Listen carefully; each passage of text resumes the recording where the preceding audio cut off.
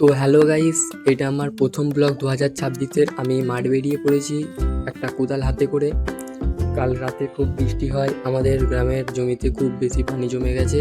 তো আমি আমার জমি থেকে পানি বার করতে এসেছি।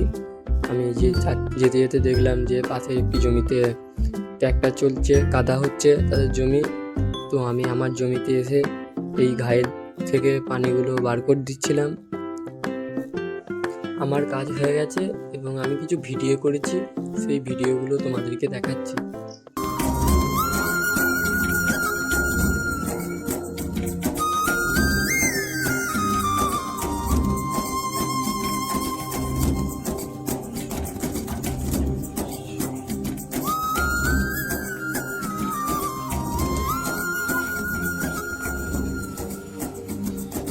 তো আমি এখন বাড়ি যাচ্ছি। আর তোমাদেরকে যদি এই ভিডিওটা ভালো লাগে, লাইক, কমেন্ট এবং সাবস্ক্রাইব করবে। এটা আমার প্রথম ভিডিও।